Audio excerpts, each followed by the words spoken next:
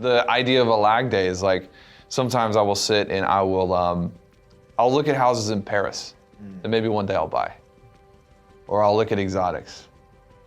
Or I'll look at watches. Or I'll look at the best places to travel during COVID-19, which is literally what I did Wednesday, which is basically nowhere. True. But you can feel the energy shift in you when you begin to get excited about things in your future.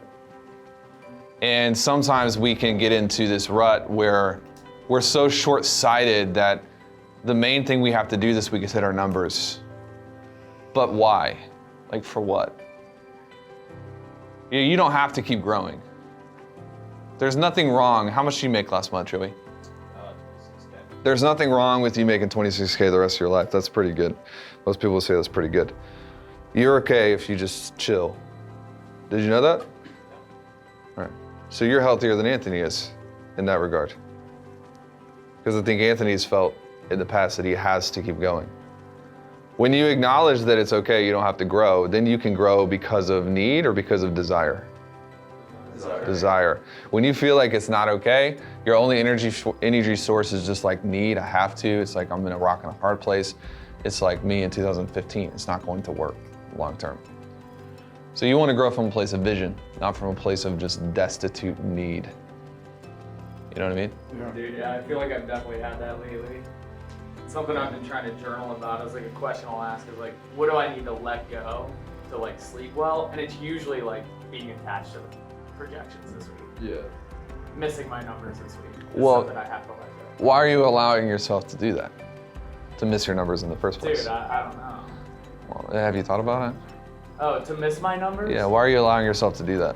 Dude, I think that just comes back to lowering standards and not doing the right things consistently. Okay. Make sure that I do it. You think you can fix it? Yeah, 100%. Cool. So, Taylor, with what you were referring to before with the finances, like, hey, if you hit 26K, that's okay. Are you saying that sometimes there might be times to find, like, hey, let's say I'm hitting eventually maybe 6 months down the road, I'm hitting 20,000 a month. You think that it's a good thing for me mentally to be like, hey, I'm okay to hit 20K for the next couple months if I can focus on some things personally. Is that Yes. what you're talking about? 1,000%, 1,000%. And sometimes as in our companies, we'll do, let me give you a real example.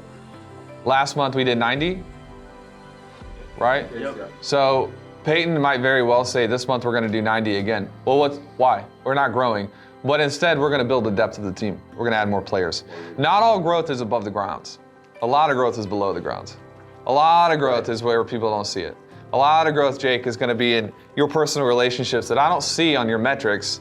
Oh, I'm gonna see it in December because you're gonna get healthy, you know? So don't mistake growth for, I did 19 this month, I did 20 next month, and 25 this month, and 28 the next month. It's not gonna be linear like that. Sometimes it's gonna be like, I did 19, I did 19, I did 19, I did 19, then I did 30. Right. Because something got locked in. So you don't want to feel this constant crushing pressure of the producer of like, man, I have to. Okay. That's a dangerous thing for you to get to because that means ultimately there's something internally that is like fear motivated or lack motivated. And by the way, proving yourself to Peyton is lack motivation. That's lack. That's not a healthy level of motivation. Peyton proving himself to me is not a healthy level of motivation. This is for everyone. Like, if you require an overlord to come in and whip your ass, there's something wrong with you. You know, there's actually something wrong with you, and you need to look at it. You need to get it fixed.